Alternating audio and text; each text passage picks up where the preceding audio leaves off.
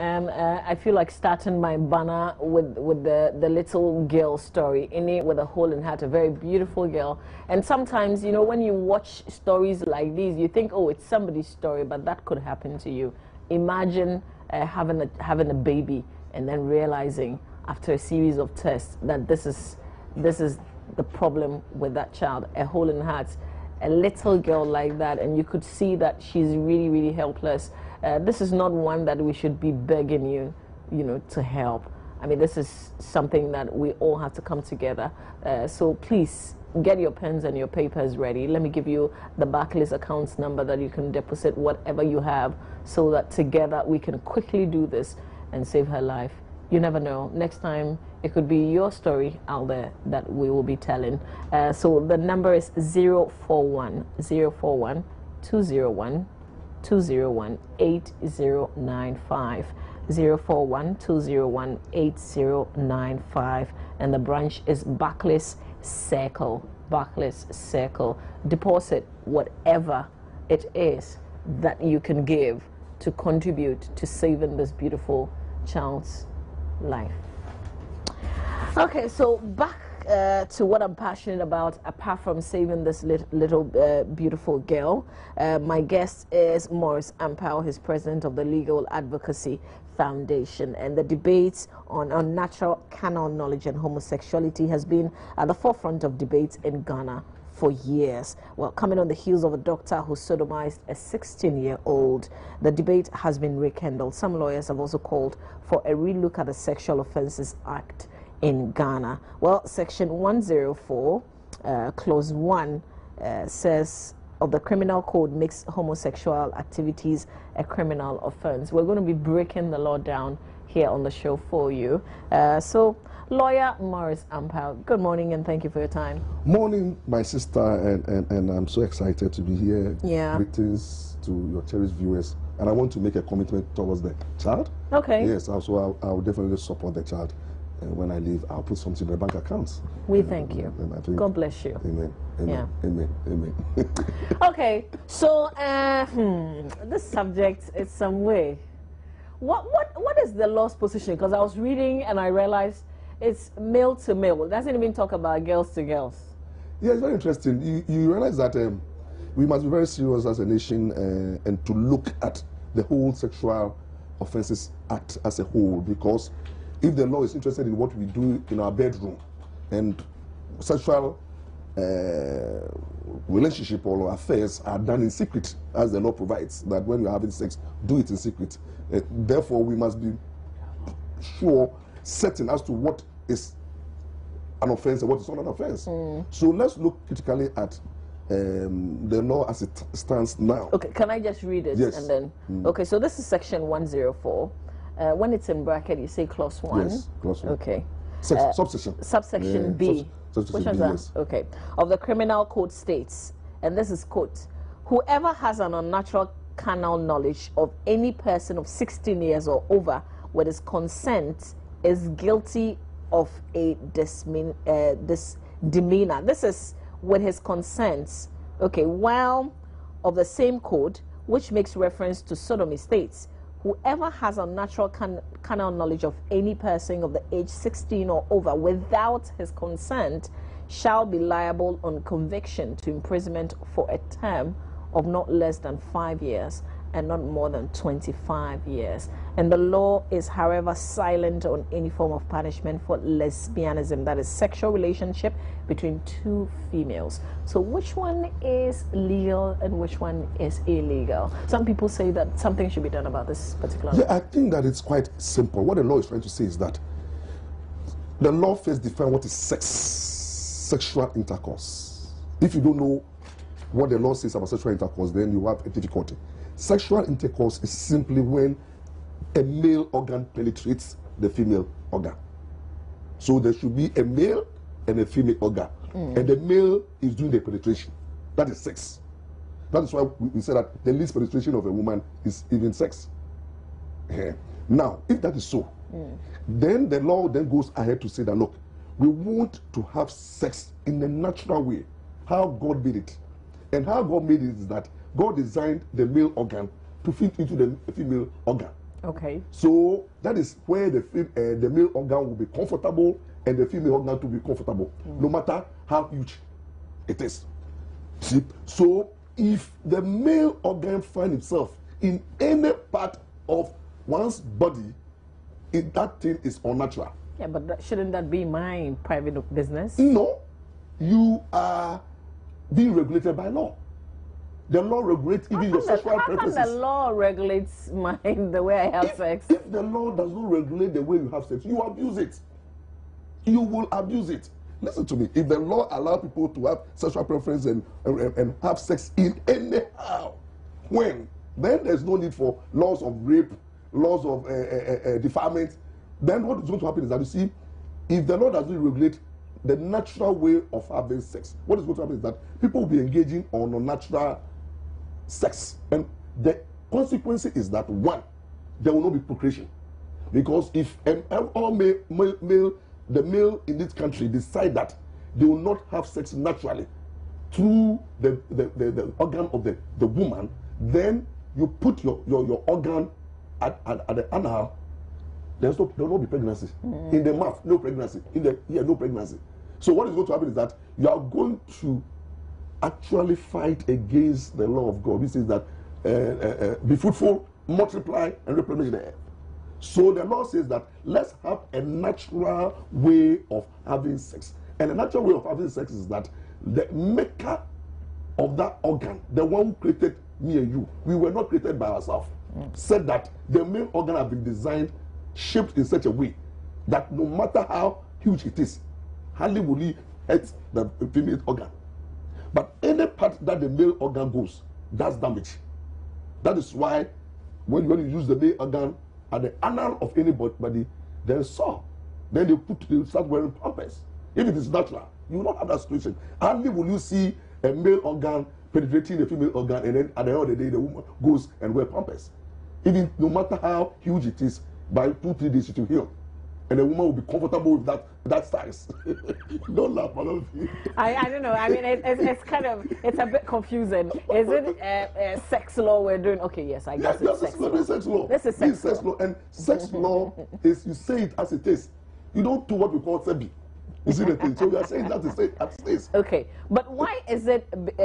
Why is the law not saying maybe gayism, but talking about the law is not interested in gayism and homosexuality, because it is a preference. It's people's ideology, what they believe in. But the law clearly is against that kind of ideology. The law is not against that ideology. If you say you are homosexual, the law is not against you. But when you decide to practice homosexuality by engaging in unnatural, so if you are homosexual and you start bragging I'm homosexual, the law is quiet. The law says that you are a human being, you have your human right. You can boast, you can walk, you can eat. Nobody should touch you, nobody should discriminate against you. But the moment you begin to, you being homosexual, you want to practice that act by engaging in unnatural kind of religious. But then I don't get the law then. Oh, the law because if I say that I am homosexual, it means that I am definitely practicing it. No, the question is that some people say, but they don't practice it. So I'm saying that you can say it, but when you are practicing it, by engaging in unnatural kind of knowledge, the law is interested in unnatural kind of knowledge. Can I sit here and say that I went to my bank, my branch, and I stole money, and nothing will happen to me? Oh yeah, but if you said it, then there's no evidence that you have stolen money. Then you are bragging, for example. No, but the fact that I've said it means something. The police should pick me up. There should be evidence that the money has been stolen. Then when you say that, then it collaborates that there's collaboration. So for example, if I sit here and I said, oh, I've raped my mother, and then my mama comes to the home and it's a joke. The father says I've raped you, but if you have been raped and then they don't find who raped you, and I come out to confess, then there's collaboration. But so I'm saying that you can brag and say that you are homosexual, but if you are bold enough, go and practice it. Go and engage in unnatural kind of knowledge. Well, that's where the law will show you. No, but clearly, when you do it, where you do it is not an open place, so people won't see it.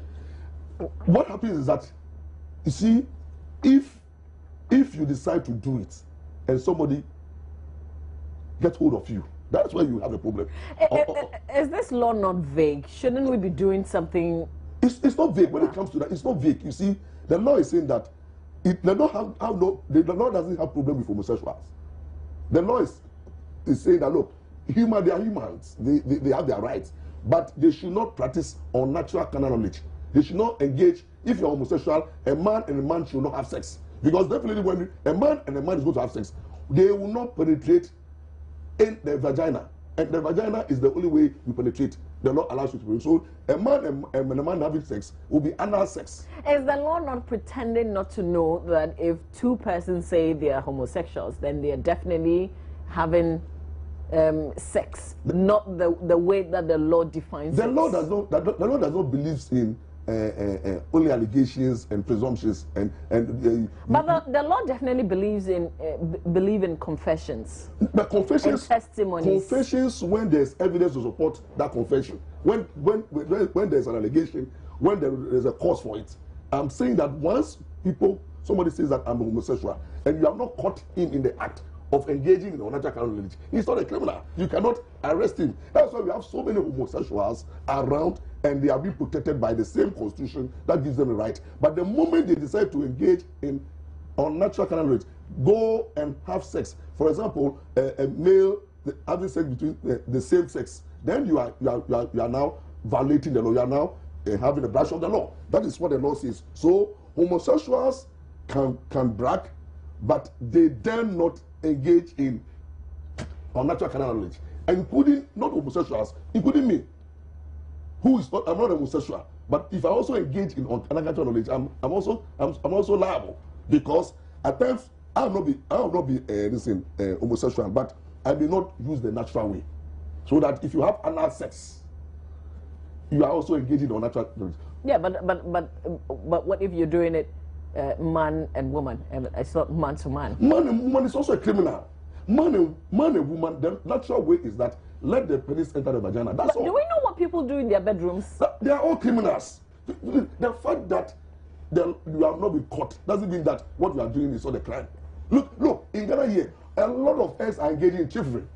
We are stealing. Look, if you look at the public service, most of the public servants, they are living beyond their means. Most of them are engaging in thievery. They are stealing. But you see, if once you have not been caught, that doesn't mean that you are not engaging. People are smoking marijuana. People are engaging in robbery every day. But once they are not really caught, it doesn't mean that it is not a criminal act. So I'm saying that if you are bold enough and you want to test the law, go and have unnatural carnal knowledge. Have anal sex with your girlfriend and have a picture of it and go and show it to the police that, I have my human right. So I engage in unnatural carnal knowledge, and that is the evidence. And then you see how the law will deal with you. 2003, 4 gay were arrested because they were caught in having unnatural carnal knowledge. They were arrested, sent to Cocoa Affairs Court, and sentenced to prison. 6 years each. So can two men get married then? Because again, we don't have evidence in what they do in their bedrooms. Two men cannot engage in any lawful marriage, because under our marriage laws, man-to-man marriage is illegal. So under the marriage ordinance, and then under our tradition, Islamic traditional belief system, and any reasonable religious sects, the law even will not allow you to engage in the same-sex marriage. Therefore, it's illegal. So that marriage will be declared null and void. And then if you dare marry, you can do it in secret. But when you are caught having sex, also then you'll be held liable for criminal offences. So let's go back to the fact that the law is silent on lesbianism. Yes, why is the law silent on lesbianism? Because girls don't have sex. They can't have sex. Two girls cannot have sex. What they do is they are joking. When two girls meet and they decide But that's not a problem? No, before the law is very, you see, the law, criminal offense is a strict liability, strict offense that you need to define it. There must be menstrual and actors, That menstrual means that the intent should be there, the act should be there, and then the law must be clear, not ambiguous. So the law is saying that sexual intercourse is only when the male organ penetrates the female organ. Now, when two women, who is penetrating who? And which organ? The two females, they don't have the male organ. So even when you use a stick and it's designed like a male organ, it's not sex. It's what you are doing is you are doing what you call assault. When you use stick and you enter a woman with a stick, you are engaged in sexual assault. But is that act legal? It's also wrong. It's a wrong. Yeah, but it's not clearly written. It's in the criminal code. It's in the criminal. Where they specifically mention yes, women. That if you can be charged for sexual assault, you can be charged. It's a criminal offense. It's part of the criminal code that when you engage. Yeah, but I mean, but usually the assault cases that we hear is not one of two women agreeing to do it. Yes, but because most those women who are engaging in lesbianism enjoy it, so they keep it to themselves. But I'm saying that when the two women engage in lesbianism, they are not engaging in sex. So what if there's evidence of them getting intimate? I mean, like you say, they cannot because there's no penetration. Yeah. They can have sex, but if they're using other objects and there's evidence of that, what would the law say? Then once they are using other object to enter indirectly, they are engaging in sexual assault. But the question we ask is that if the assault is permitted by the other party, if the other party says, I love it, penetrate me, then it's very difficult. Because we're saying, I mean, for the men, the other side, that even if you're 16 and you agreed to it, there is still a misdemeanor. So whichever way you can't get away with it. Yes. If the 16-year-old says, you did it without my permission, you're still guilty. If he said, I mean, I agree to it, the law clearly states that you can't do that to a 16-year-old. Definitely. So why is the women... I don't get it, because in society, we say both acts really not acceptable. Totally not acceptable. You see, but in our laws, where we clearly define for one side and not the other. Those who drafted this law did have in mind that normally sex is only about a man and a woman. That's the presumption. They realize that it's only men who go after women to have sex. Now, they didn't have in mind women sex. So they didn't make but we've been hearing about homosexual sexualism, like gays, lesbian, that kind of thing. We've been hearing about it for some time now. Yes. But we haven't done anything to the laws that we have. The law is silent on lesbianism because we have not had a clear criminal provision that states that homosexuality is a crime. And then they will define, hey, lesbianism is a crime. Then they will go ahead and define what lesbianism is all about and the punishment thereof. I mean, a girl having an intimate relationship with another girl, that's a definition. Yes, but are they having sex? Are they having sex? Per the laws, how the law describes sex. We have a difficulty in even rape. Rape is defined as having carnal knowledge or have sexual intercourse with a female above the age of 16. Now what happens? Now if a male, the question that you ask is that, can a female rape a male? That is a difficulty now that our law has put us all in. Because per the definition, you see, law looks at what it is, not what ought to be. The law, criminal code... No, but it means that some of these laws are like old. They are too old. Because this is the modern world and a lot of things have changed. Yes, a woman, and I'm sure even in those days, a woman, yes, can definitely rape a man. Lily, that is why we need to...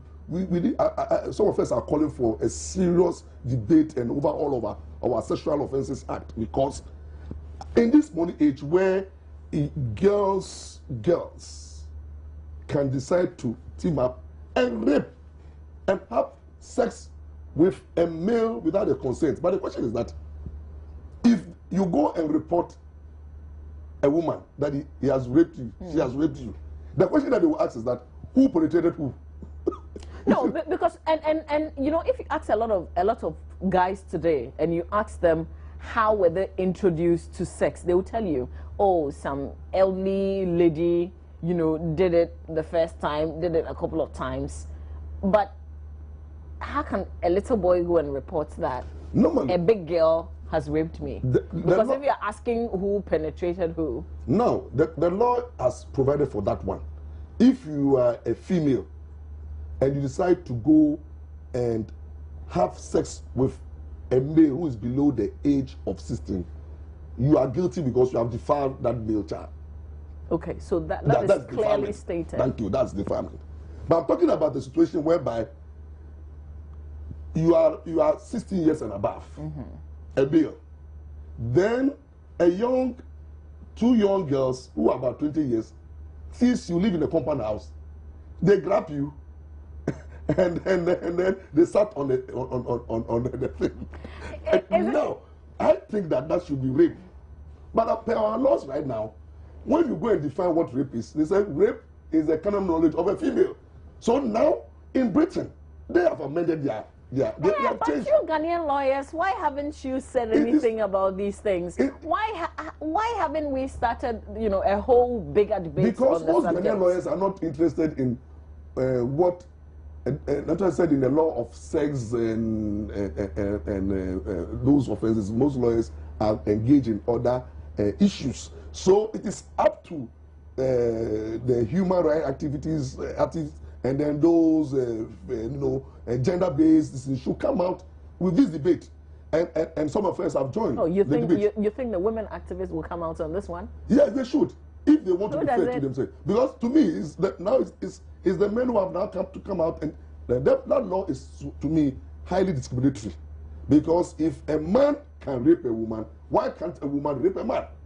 So there should be a call on, and I'm disappointed in the members of parliament. They sit there and a few women shout and scream and then get things passed. But things that bothers men, the members of parliament. Oh, the women will right there disagree with you. That no.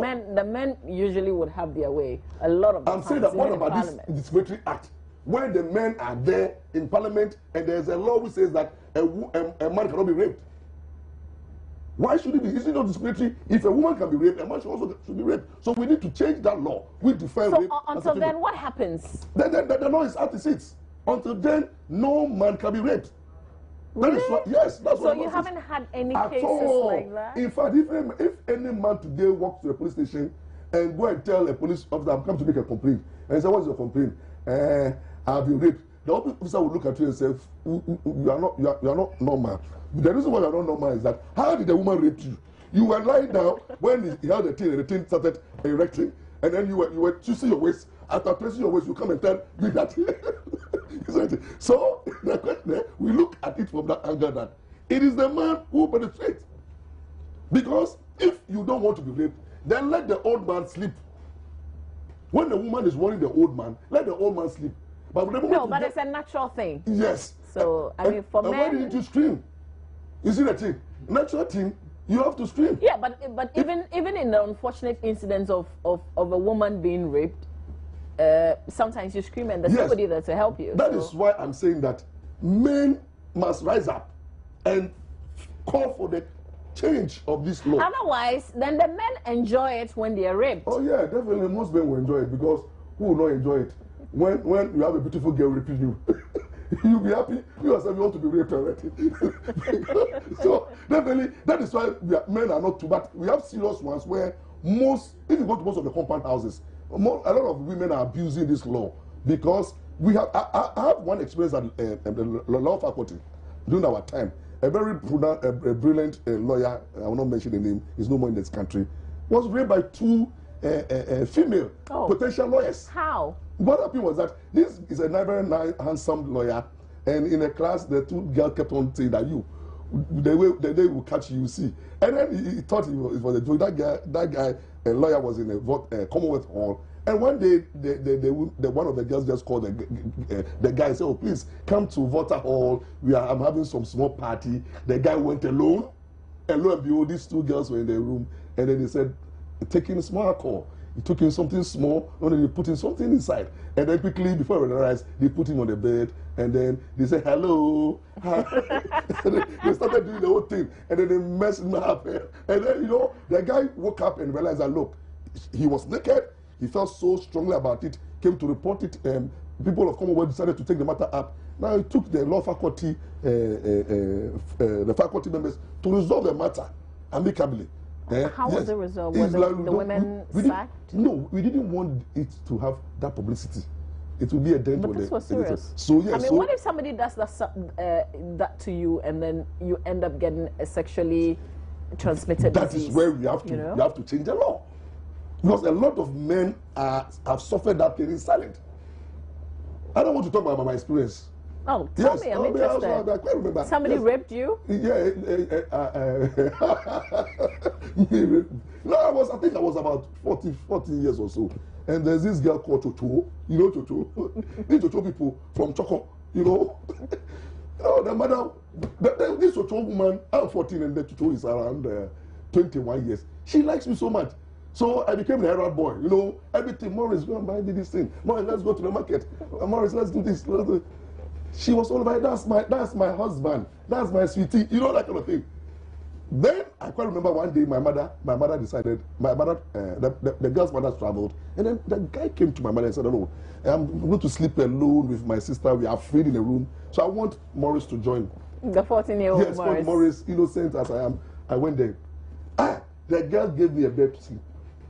10, 11, the girl was not sleeping. Small time, Morris, there is a mosquito here, mosquito there, mosquito here, mosquito there. Before I realized, I moved from the bedroom to where I am.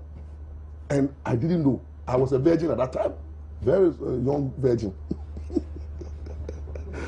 I realized that she was doing certain things. And you were liking it? No, I didn't know what I was doing. You see? But another day, I felt shy. Those days, I didn't want to see her.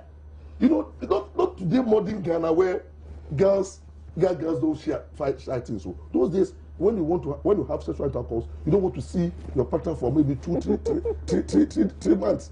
And that is only what happened. But did you tell anybody about it? No, I didn't tell anybody. I didn't tell anybody because me, I didn't know what I was doing. But she was. But did you like it? I didn't know because it's like you want to relate and you say you relate and you don't know what you are going. 40 years old, you know. Not today, modern Ghana where people know what they are talking about. But you see, this is serious, and I may be laughing about it, maybe because it's is our lawyer friend here, but it could be happening to your little boy. Oh yeah, definitely. And there are so many stories about women leaving their children in the care of house helps, definitely. and they doing things to them that the children don't talk about. Definitely, it's a serious matter. If I have a young guy and you see girl say, "Oh, me husband, me kuni," be very careful. They will be defiling these young ones. So we need to amend that provision of the law, which says that look, men cannot be raped. Men are being raped every day in silence. Even wives are raping their husbands. We have this law we talk about marital rape, and it's only limited to men, husbands raping their wives. We have situations where wives who feel that their husbands are drunkards. Some men too are not doing well at all. They just sleep. They'll go and drink and come and sleep. I don't know whether it's stress. They are not making their wives happy at all. So some women will come. So if you force it, then it's rape. It's rape. It should also be marital rape. Some women will hold the man and then erect the thing. And then but do you think that, you know, even if we were to amend the laws, men could boldly go and say that I've been raped by a woman? That would be very difficult. That's very difficult because men, the way we are, we don't want people to see us like, what's say, Papa? Because looking at our setup, cultural setup, currently, how many men, when their wife dies, they will go and fight over their property? We don't do it. And how many men will go and report that their wife actually raped them? It's going to be a serious matter. That's why some of us are not comfortable with the way marital rape. I think there should be a change overall of that aspect of the law. Especially, I don't have a problem with marital rape. I have a problem with the consequences. Normally, marital rape should not go with the formal procedure of reporting. The man will not be granted bail. Go through the same process. Marital rape should have a situation whereby we have a mechanism whereby if your husband rapes you, go and report your husband to your husband's mother, your in-law. Yes, is so romantic. In the morning. And you think that he will change? Oh no, that is good. You see, in the morning you weep and go and call your mother-in-law and say, Mom, look at what Morris did to me. You know, mothers have a way of calling. Oh, can I tell you what most mothers would ask? You know, once you say that, I was like, why did you deny him? That's what they would say. He said I was not feeling well. Then he said he forced me, I'm in pain. You know, mothers have a way of trying to tell her, oh, please, look, she's trying to calm you down. Then after calming you down, you have a way of calling the whole son. Oh, really? Yes. Today, would they do that? Yes, some mothers will do that. Hey, my friend, who is what do I say? So when you report to the mother and then things are not, you can report to the head of the family. Then you move on to the pastors or counselors. And then if you go to court, it should not be the strict type of formal way of trying a rapist. It should have a family tribunal elements of where you have a judge, we have a social worker, and then we have clinical psychologist. Okay. Who sits to listen to the matter. Why would you be prescribing that form of dealing with marital rape? Because it's so sensitive. How can you go and report your husband for raping you, and then your husband will be arrested, detained, and you know rape is not a billable offense. When you come home, what would your children, when your children ask you, Mom, where is that? Then you say your dad is there in prison or in custody. Man, what happened? Now, when you go through the process, your husband is now sentenced 5 years to 25 years. Who is going to service you? Who is going to give you that sexual appetite that you need as a woman? Who is going to take care of you? You know, and then now, imagine the man goes to prison for 5 years and come back.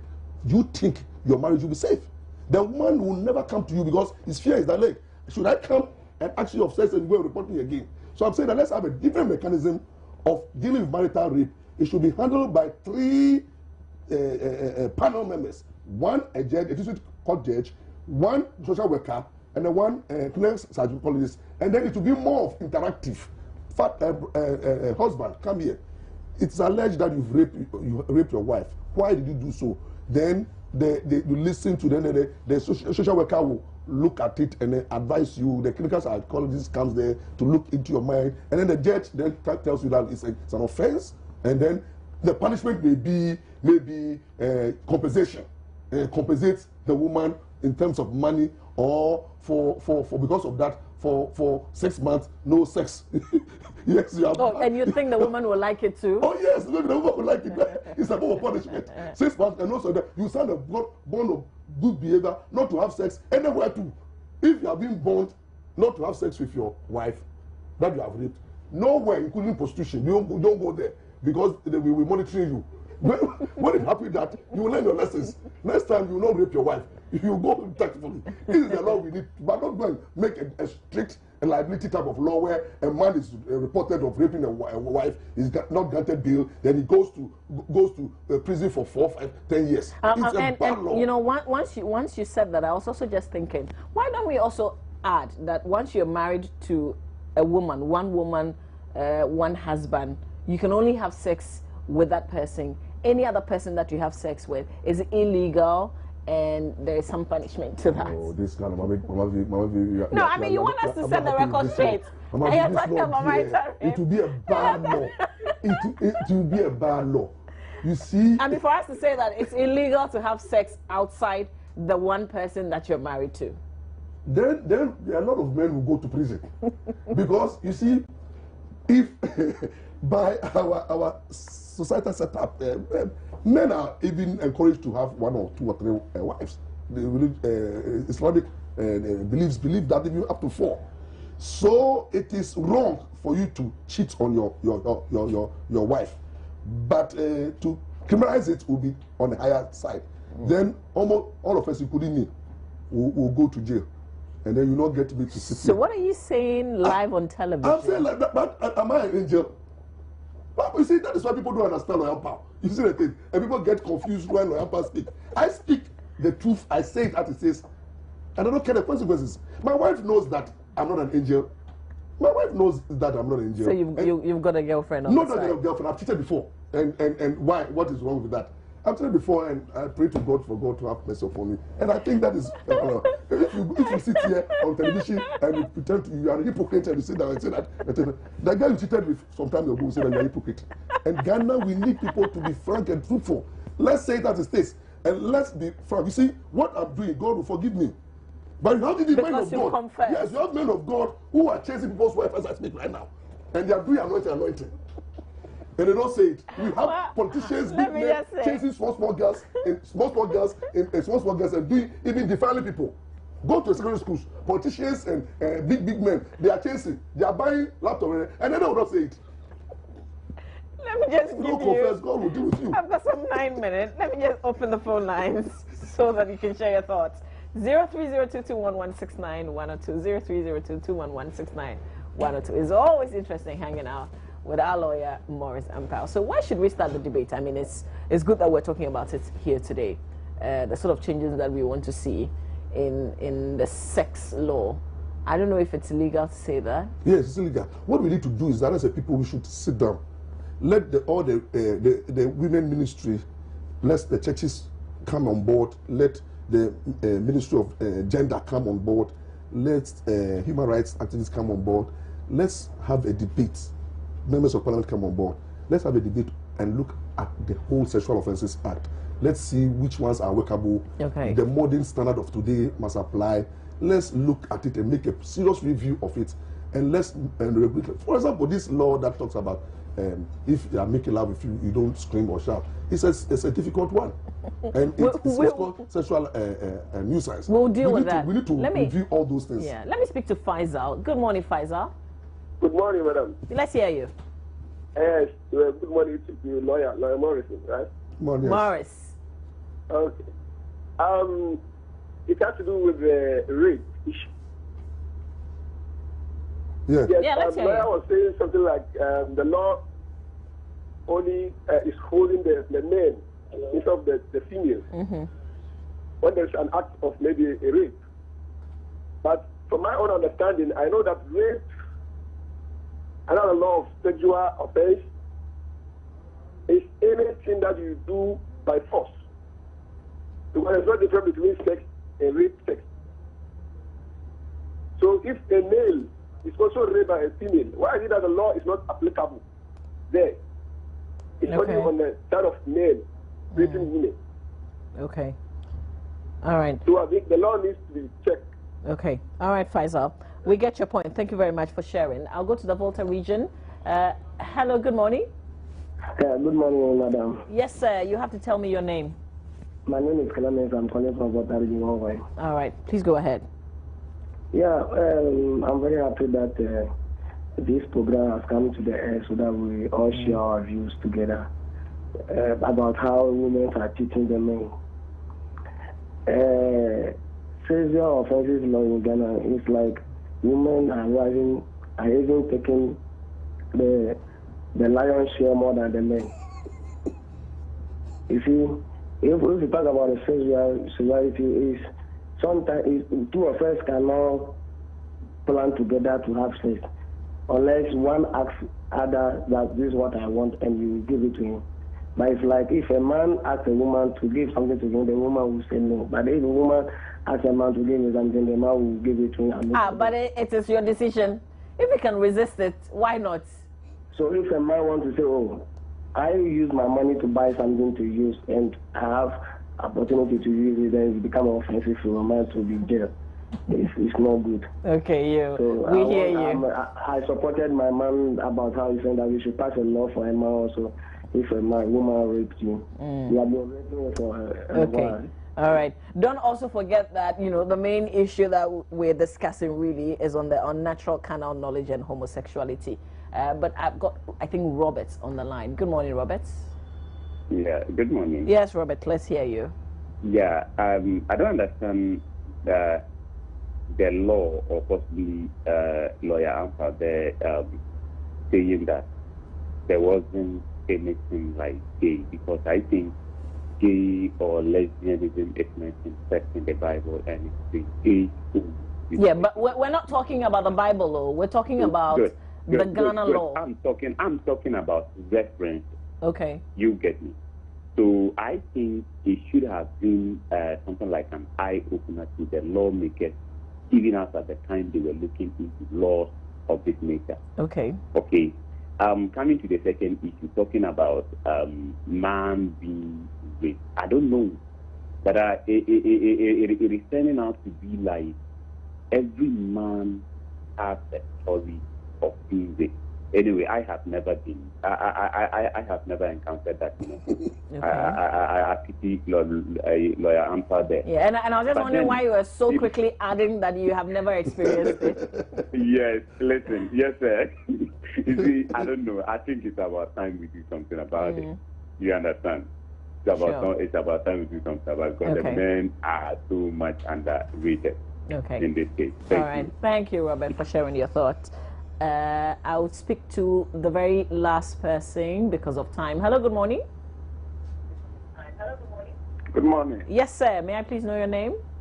Good morning. I'm Michael from Takrady. All right, Michael, let's hear you. I really want to comment on Dr. Ampel. I love that man so much. And I would like to talk about something. I'm staying with someone who is being beaten by the wife almost every time. And he went to the police to complain, and I'm told that the police even insulted him. Okay, well, hang on. Is the wife that is beating the man? The wife beating the husband. Okay. And he was even insulted by the police. And I don't know. How can a man allow the wife to beat him? And I don't even understand. Okay, so it means that they didn't do anything about it. They didn't do anything about it.